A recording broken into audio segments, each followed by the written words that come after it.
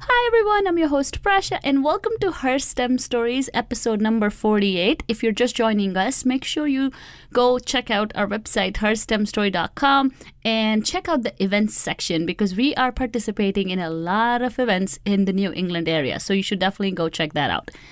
Today's guest is on a similar mission as mine because when I started the show in December of 2017, I wanted to break gender stereotypes in STEM fields. And Nitasha Syed is also doing something very similar with her online publication Unboxd. She's creating a Vogue for STEM where she is glamorizing the women who are in this field and also normalizing the image of women in STEM. Stay tuned to learn more about Nitasha. Welcome to Her STEM Story, a podcast about real women with extraordinary science, technology, engineering, and mathematics stories. In this show, we'll talk to some absolutely inspiring women and highlight some women-led organizations in the fields of science, technology, engineering, and mathematics. We'll learn more about their work, their struggles, and how they think we can close the gender gap in STEM professions. Keep listening to get inspired.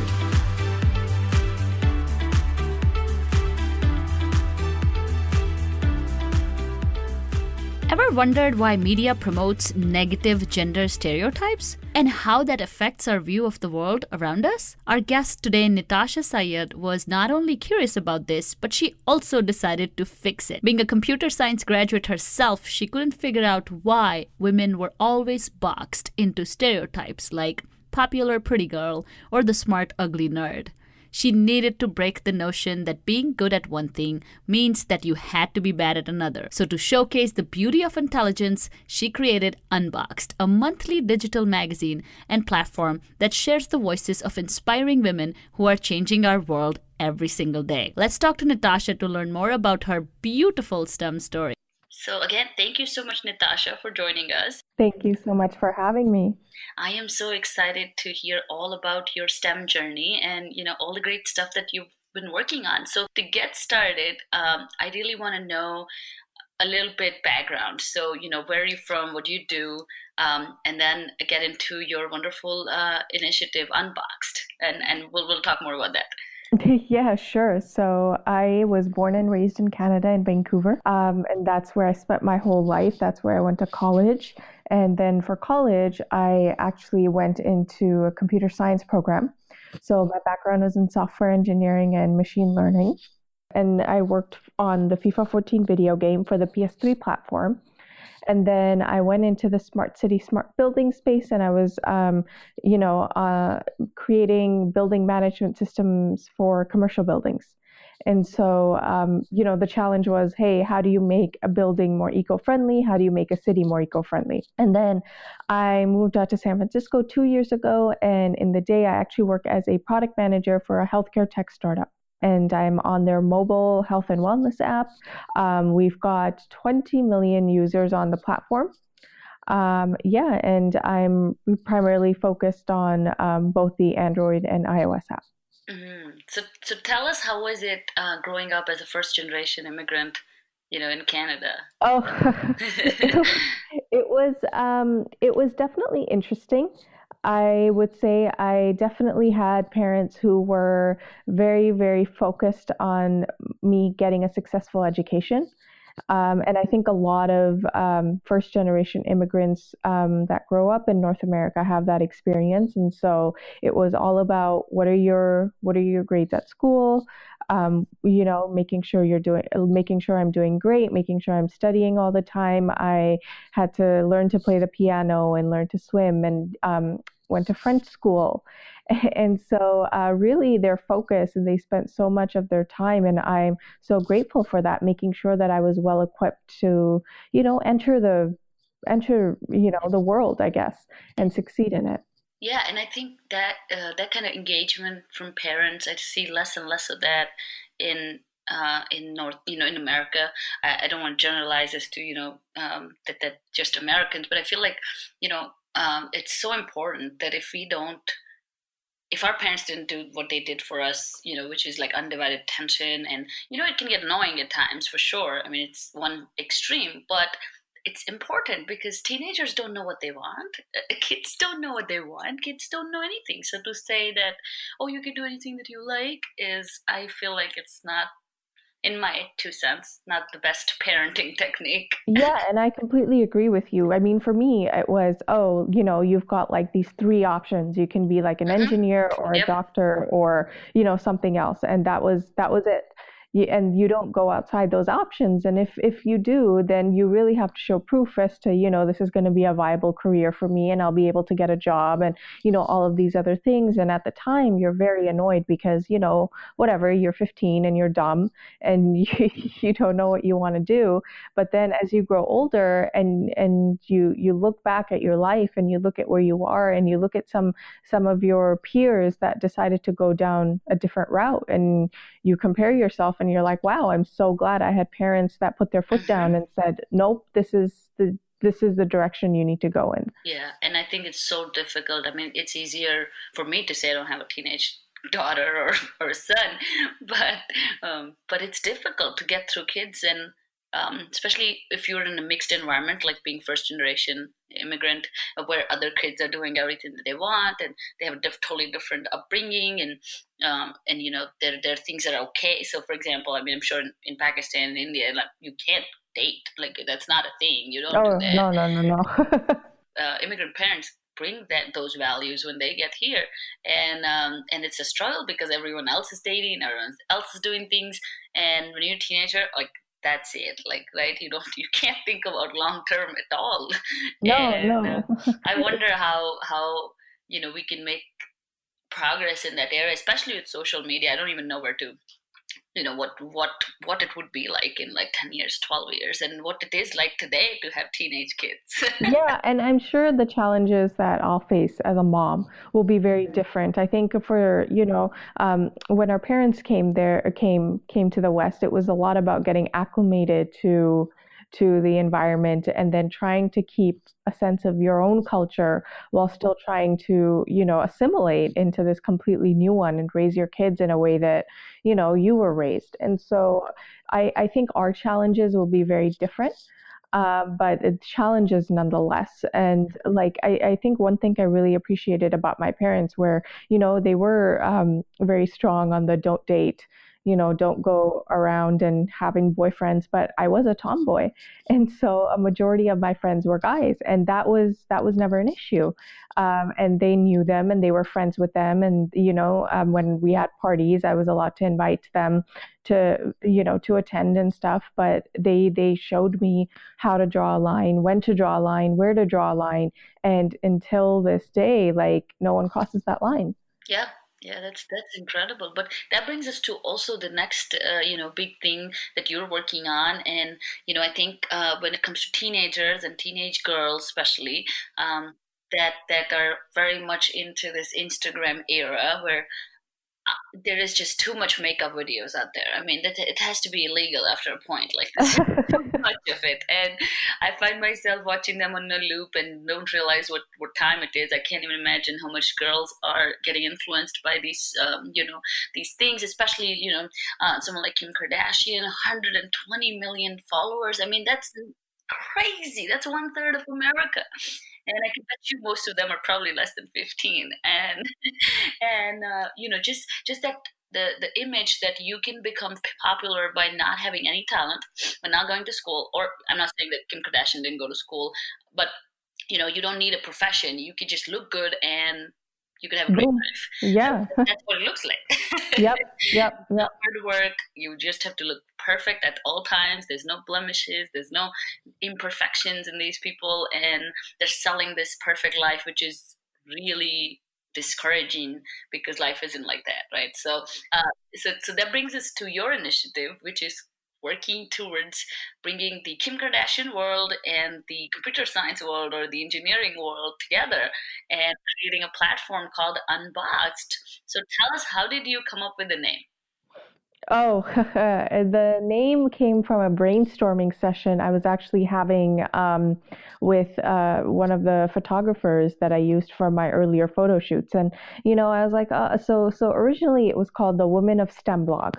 and I would interview women in STEM fields. It was like a Humans of New York style blog, but for women in STEM. And I would share their stories out, and I was like, oh, okay, well, this is cool. And then I got onto this path to rebrand it, and we can go into that later. And when one day I had one of the photographers that I use, he was over for dinner, and then we went upstairs and we were just brainstorming different things of like, what kind of a creative element should the photos have, what kind of structure should the business have or the magazine have. And he's like, one thing you have to change is your name. And I was like, I know, I don't really know what to call it.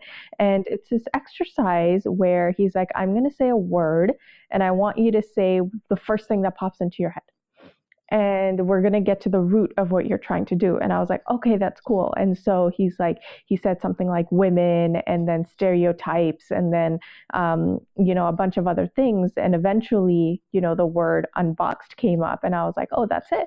And he's like, really? And I'm like, yeah, that's what I'm trying to do. Women have been boxed into this stereotype ever since they're young. We've been given basically two narratives to follow as kids, and that's what we think is true. And I want to unbox it.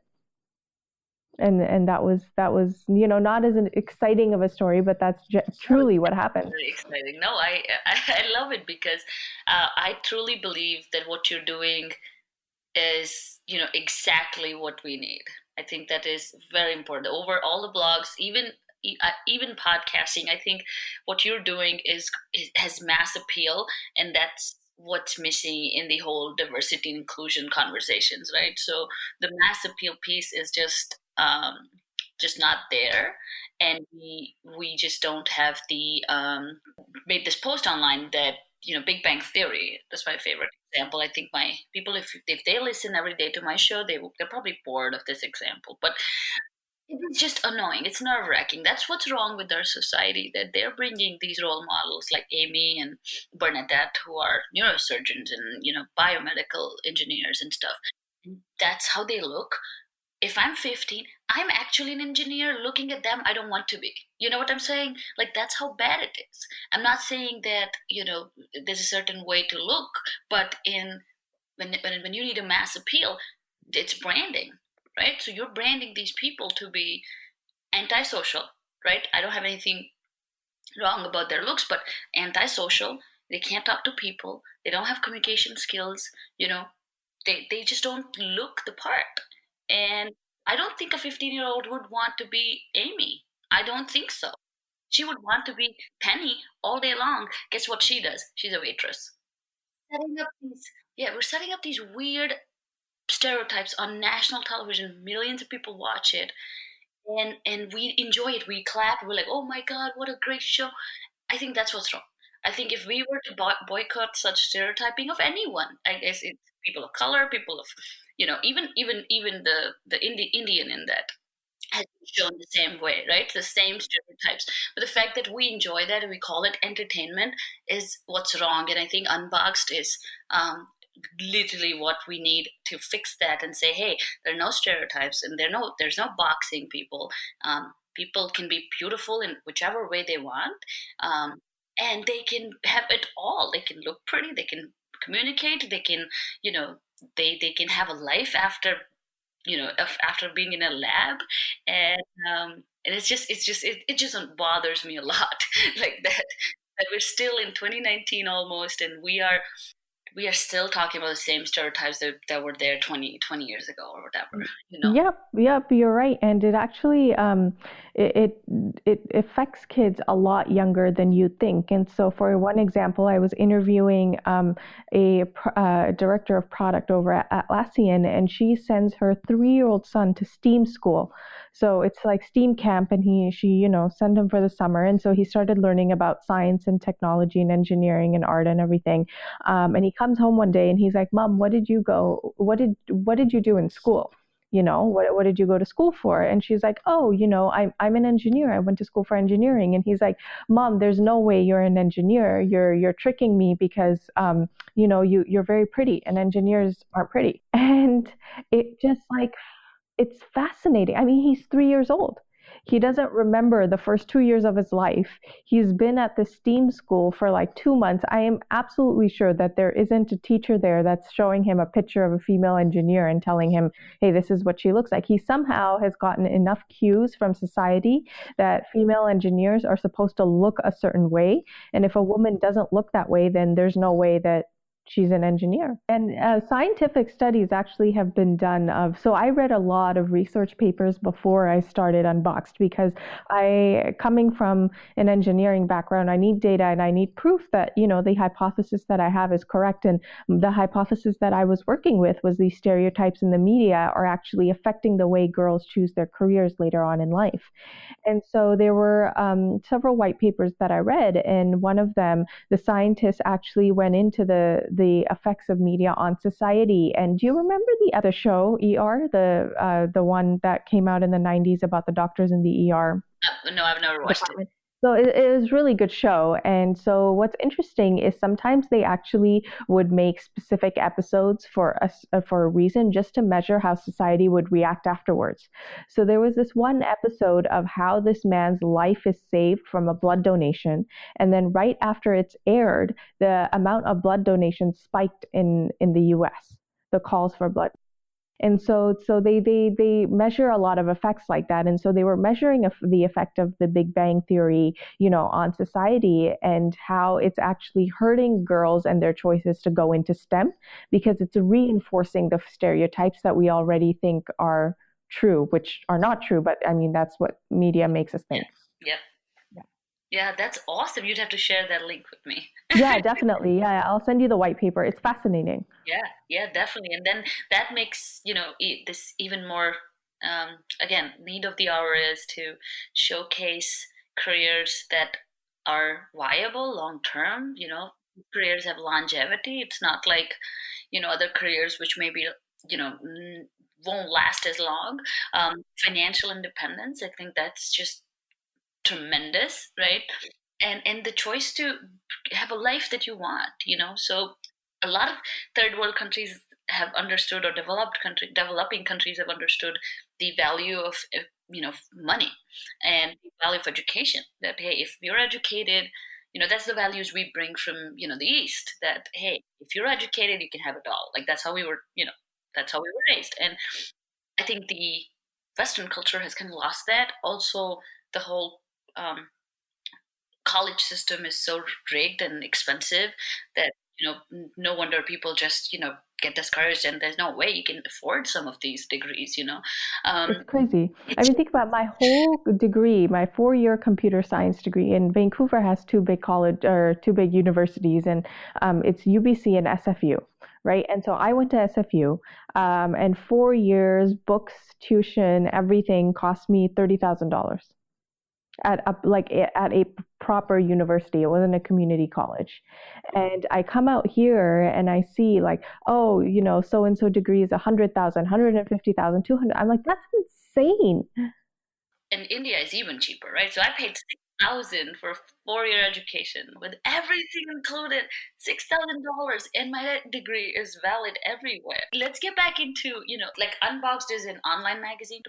Yes, and so it started as an online magazine. So it actually started when I went to see this documentary called Debugging the Gender Gap.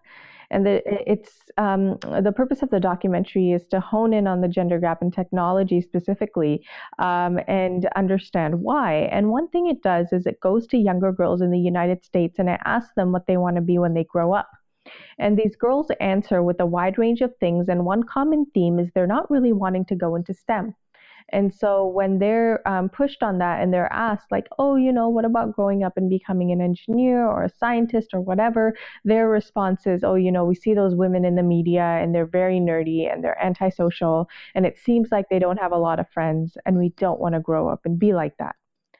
So I am watching this and I'm extremely bothered because someone else has created a narrative for me. And number two, that narrative is untrue. And so like I mentioned earlier, I started with it was a Humans of New York style blog, but for women in STEM. And I was like, we just need to share more stories about women in STEM. and who they are and what they look like. It seems like this is mystery right now. Like, oh, you're a scientist, and let me, Google images of scientists, and it's so intense. And so I started doing that. It resonated very well. I think I had two young girls in college reach out saying they switched their majors to engineering majors after reading some of the stories because they were less intimidated by those fields. So always interested, just extremely intimidated by the field and by the women in those fields. And so I thought that was wonderful. And then the more women I interviewed, the more this narrative kept coming up, like we were talking about before, about how young girls are basically given two storylines to follow. We show in the media, so we show the popular girl that everyone wants to be like, and everyone like aspires for. And that girl, you go and you see her story or a character, and she's not wanting to grow up and become an astronaut or a physicist or a scientist or whatever, right? And then the other narrative that we're showing young girls is this narrative of the physicist or the scientist or whatever, but she, again, is always shown in a socially negative light, and so that she's doesn't have friends, doesn't like talking to people, is very isolated, is very nerdy, whatever the case is, right? And girls literally think they have to choose. And so when I started interviewing, young girls and just trying to get behind, trying to get an understanding of what's going on in their mind. Lots of times I would hear, oh, I actually like math or science, or I'm interested in it, or I'm good at it, but I pretend to be bad. Well, why do you pretend to be bad? Oh, I pretend to be bad because we feel like I won't have any friends, or I won't get asked out to prom, or nobody's going to talk to me, or I'll have to, be isolated. And that's not fair, and that's not true. Yeah. And think about Mean Girls that came out really long ago. Yep. Same storyline. Like yep. And changed. What's fascinating about Mean Girls is if you go back and watch it and you see the clothing that Lindsay Lohan is wearing. You see the clothing that she's wearing, and you see her hair in specific scenes where she's good at math versus when she pretends to be bad at math. There's a huge difference. And this is not something I noticed, obviously, when I was watching the movie, because I was like 14 years old when it came out. But now I look back at it and I'm like, wow, this stereotype is reinforced so strongly in this movie. Literally, they're changing her hair and her shirt and her whatever she's wearing to be different if she's good at math in a scene versus bad at math. That's ridiculous. And so then I started doing a lot of research, like I mentioned, on how the stereotype affects young girls and the choices they think they have when they grow up. And, I always have heard when you go into the diversity and inclusion space, like, oh, there's lack of representation. And my head would always go to, oh, you need women of like different ages and different backgrounds and ethnicities. And that's what girls need to see. And that is totally true. But one thing I didn't realize is they also need to see a diversity in personality, which is not there yet. And so it's always a one-dimensional personality. No young dancer can go right now and feel like she'll be welcomed into the STEM world because, she's loves salsa dancing. That's what she loves to do. And she loves organic chemistry. Like, why is that not okay? Why can't she do both? Her ability to dance will not affect her ability to be a good organic chemist. And the funny part is that they don't have such narratives for men. Oh, totally not. At all. Like they can be mountaineers, climbers, or they can be dancers and, work in films, do this, do that. They can do everything. And that's how we showcase it. It's so messed up. And it's celebrated. So I started doing a lot of research on the media brands that are out there, and the ones that young girls in high school and college are consuming, and the STEM-based media brands. And either the STEM-based ones are either targeted for a very young audience, or the ones that are for people who are a bit older are more like they're dense. It's like TechCrunch, like, oh, these are the facts of like the new phone coming out or something like that, And I'm like, there is no lifestyle magazine for STEM. that the young woman can follow. Like, hey, what should I read? Who are the women that are in this space? Like, well, what's going on? That sort of thing. And so that's why it initially started as a digital magazine called the Vogue for STEM. It was called Unboxd, but it was like the Vogue for STEM. And I remember when I was starting it, I went into a Target and I bought all of the fashion magazines that were there, and I ripped up all of the images that were inside of it and I put them on my wall. And I was like, well, we can get an engineer to do that, and why can't this be a scientist, and why can't this be a data analyst, or that can be like a neurosurgeon or something, whatever the case is, right? And I started doing photo shoots. And I did one photo shoot every 2 weeks. And that's, how I built it. And I created 6 months worth of content for social media for the magazine, and I would release monthly magazines. They started in September. And the more, I've been doing this in the past couple of months. And one thing I've realized is even now, the whole STEM space is very fragmented. So if you want to go and get an understanding of all the events that are going on and what you should be reading, or what are the podcasts or the books that women are launching, and interviews of women that are in STEM, and the products that they're building or the companies that they're building in science and technology, you have to probably subscribe to like 50 different newsletters. And so I'm actually moving away from magazine model to a platform model. And now I'm going to aggregate all of that information into one space, and be the go-to spot to find out, like, hey, this is everything going on in the world of women in STEM. And you can check it out. If you're a mom or you're a teacher, you can show your students.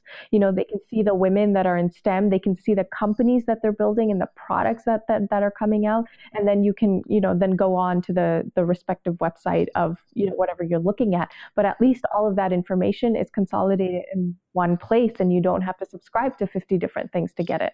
But you're right. It's all segregated. It's all in different spots in different countries and different locations, and very few events. I mean, even like I'm in Rhode Island, and I see there are a lot of events in Boston, but not so many in Rhode Island. It's a good sized state. It has an Ivy League school, and it has a lot of things here, but very few events going on in this space. So definitely sounds like a great platform.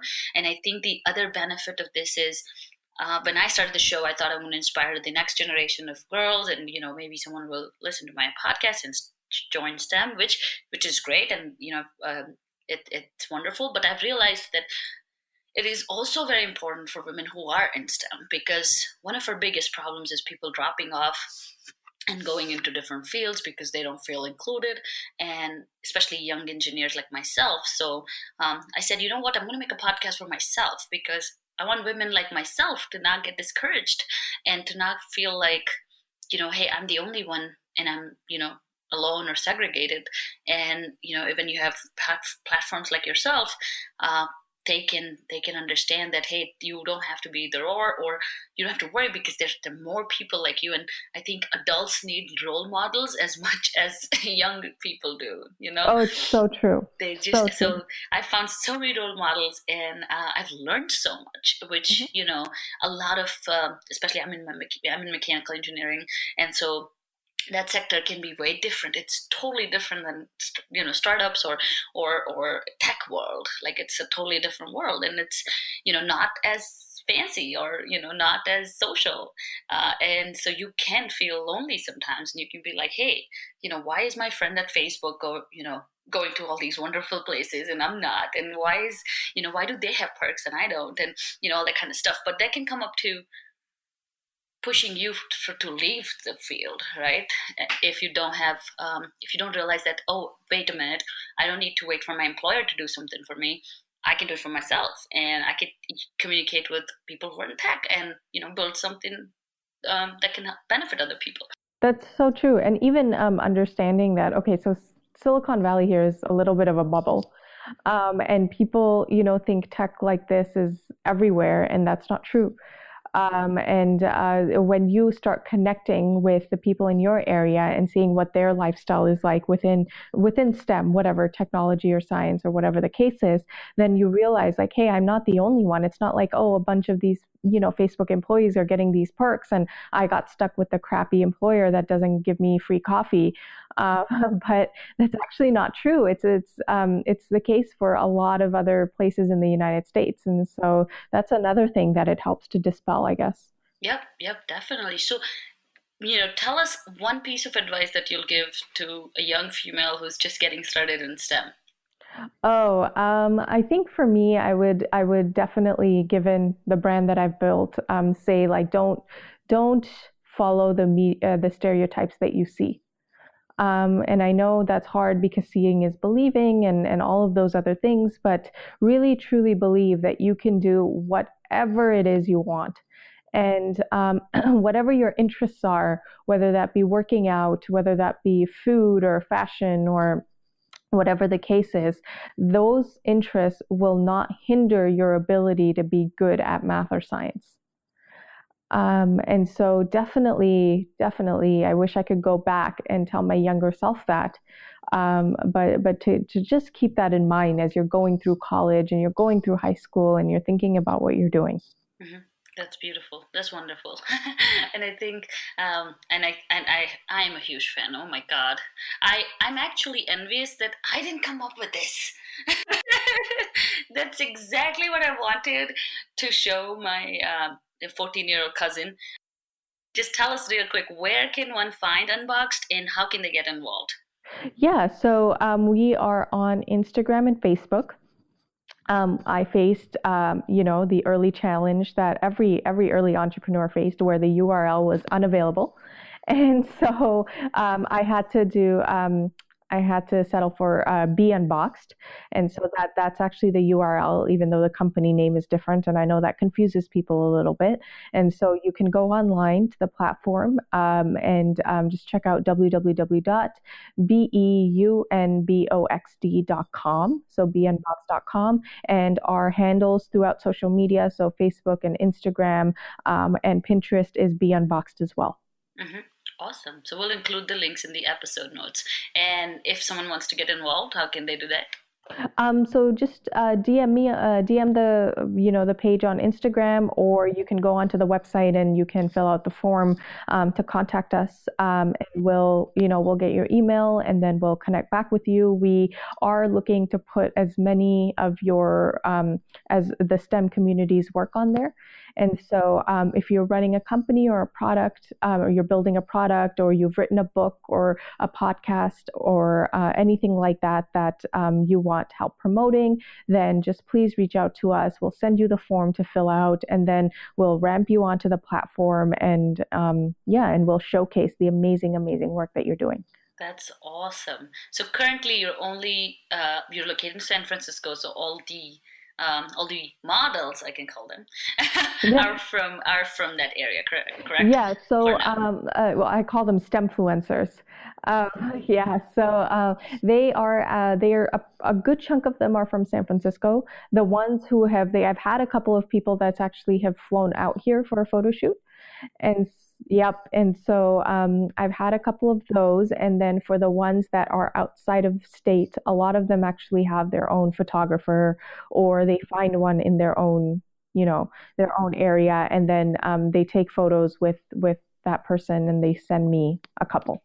That's awesome. That's wonderful. So before we let you go, Nitasha, we want to know your favorite book.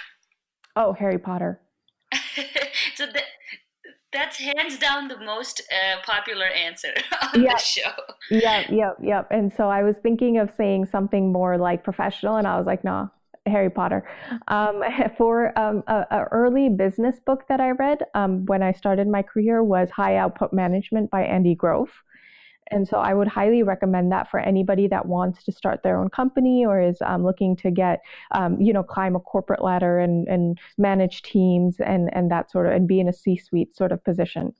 Oh, that's awesome. Then I'll get a copy of it. Yeah, definitely. High Output Management is wonderful. And Andy Grove is so smart. But hands down favorite book would be Harry Potter. That's awesome. I think Harry Potter is opens your creativity and, makes you think out of the box. And hey, science has proven that the generation or anyone that reads Harry Potter as a child grows up being more empathetic. Oh, that's wonderful. That's awesome. Again, thank you so much, Nitasha, for your time and for all the wonderful work you're doing. I hope that Unboxd becomes like a mainstream platform, and we can one day say, hey, we interviewed Nitasha one day.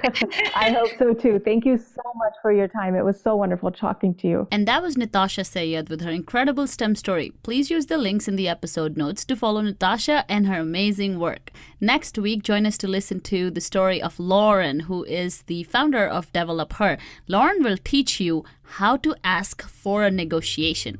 Yes, this is the best financial episode ever because Lauren is going to teach us tricks and tips on how to get that next raise. So make sure you join us again next week. Thank you so much for listening. Bye.